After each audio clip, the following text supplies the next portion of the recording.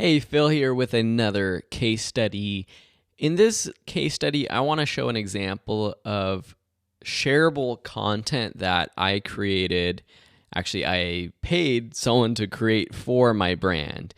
And the point of that is to show you that sometimes creating something that will truly be shareable might take a little bit of extra effort, a little bit of money, or just creativity to figure out how to create something that is truly shareable.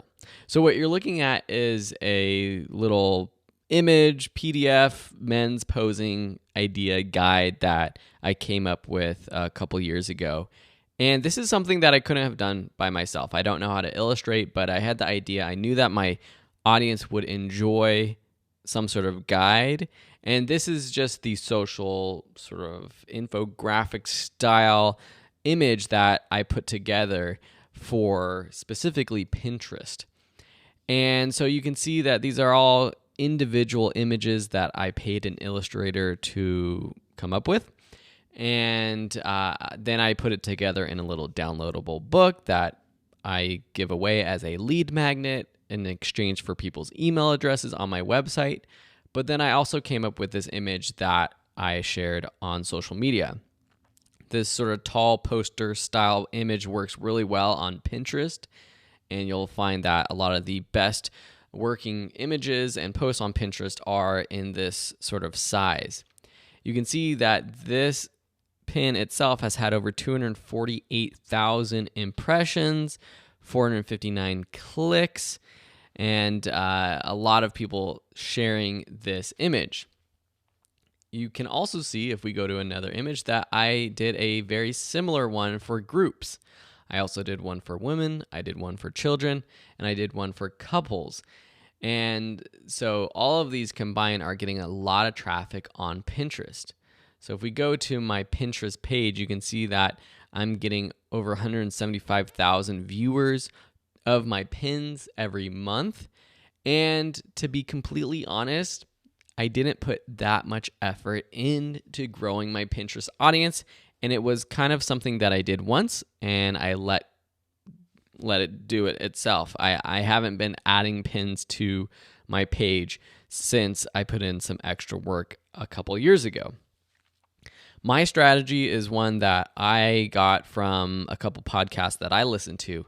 Basically, what I did was I created boards on my Pinterest page for different topics.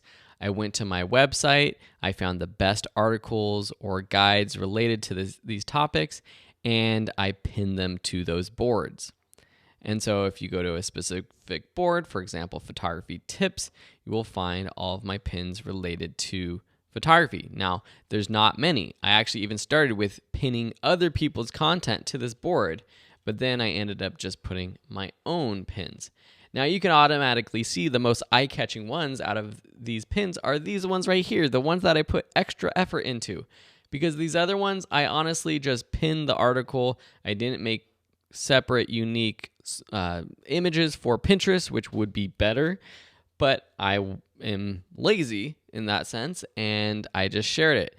Yes, they do get some views. They would probably get a lot more views if I spent the time creating some sort of more shareable image or content like this.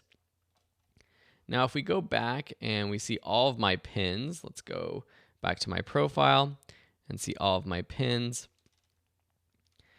You'll see here are all of them, and combined over probably close to 300,000 impressions from these pins to date so far.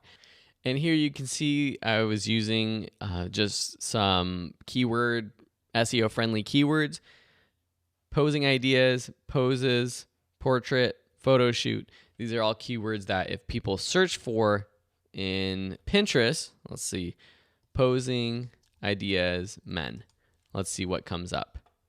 Here we have my pin popping up as one of the top pins. And that's what you want. Even on social media, especially a search engine-based social media like Pinterest, you want to use all of the SEO best practices that you've learned in this class so you get the most sort of traffic and rank well on Pinterest as well. Now, just to show you what happens, why do I even do this? Because why do I care about people seeing my pins? Well, a lot of people click onto my website. So if they click onto this pin, they'll go to, I have a few different blog articles, but the main one is this posing guide where they can download my article and my PDF that has all of these poses easily accessible for them. Great for new photographers.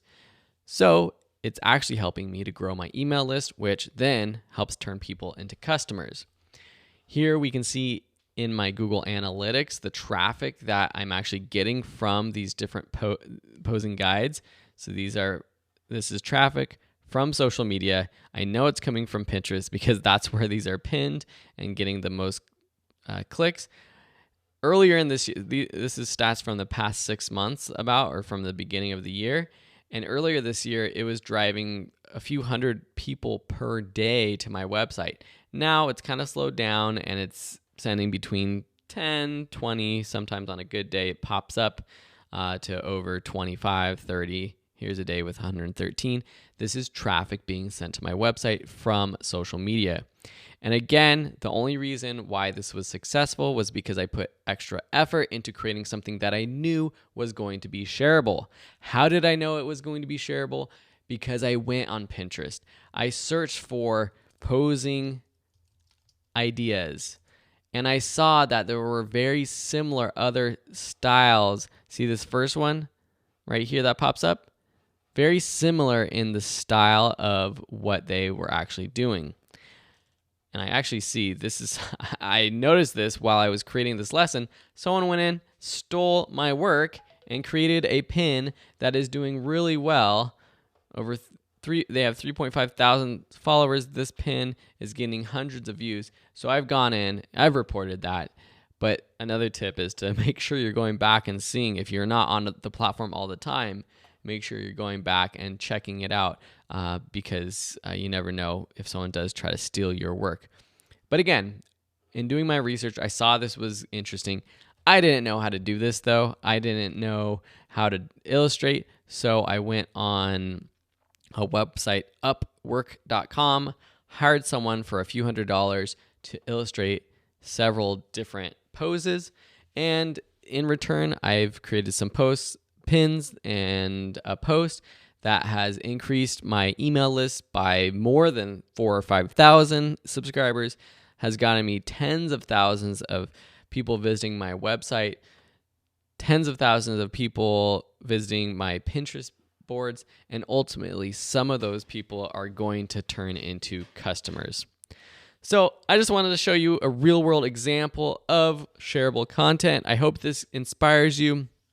And even if you don't have a budget to pay someone to help you create some sort of shareable content, you can use tools like canva.com or other ones that can really help you easily create infographics and other graphics that are more shareable.